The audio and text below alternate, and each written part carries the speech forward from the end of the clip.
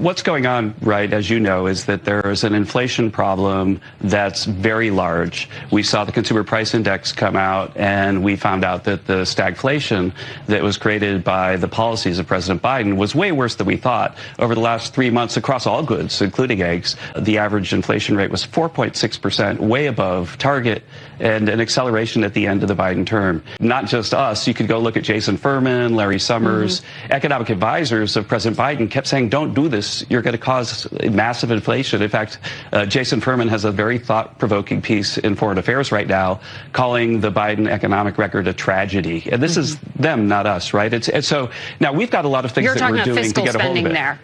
Excuse me? You were talking about fiscal spending there. Well, where does inflation come from, right? And so what we're doing now is we've got really a multifaceted plan to end inflation. And I'll go quickly because I want to end with what we're doing with egg prices. But we're going to have a macroeconomic change that has supply-side tax cuts so we have more supply. And we're going to reduce government spending, both through what DOGE is doing and through congressional action. And so therefore, the macroeconomic forces that Jason Furman said were a tragedy are going to be reversed. That's a good thing. Then we're also going to have a lot of energy production, a lot of deregulation. And then finally, when needed, we're going to focus on the individual thing-by-thing pieces. And so, for example, you mentioned avian flu. President Biden didn't really have a plan for avian flu. Well, Brooke Rollins and I have been working with all the best people in government, including academics around the country and around the world, to have a plan ready for the president next week on what we're going to do with avian flu. In fact, I was editing the thing with them tomorrow. But the final thing, and then I'll give it back to you, I promise not to filibuster. The question is, like, why did we do this? Why did we do this? That's what everybody's talking about.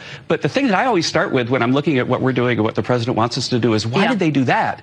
Why did they do that? And there are too many times where it feels like nobody thought about that in the press or maybe the left-wing economists. Why did they do that? Why did Biden print so much money and cause so much inflation? Why did he do it?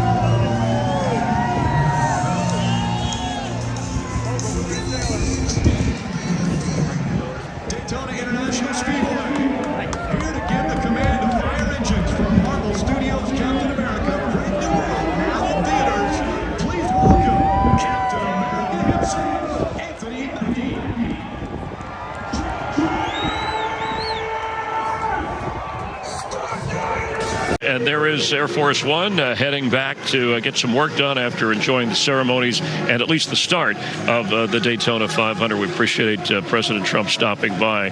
What about that, Chris? That was a cool moment, right? That was pretty neat. I remember George Bush coming here back in like 2000.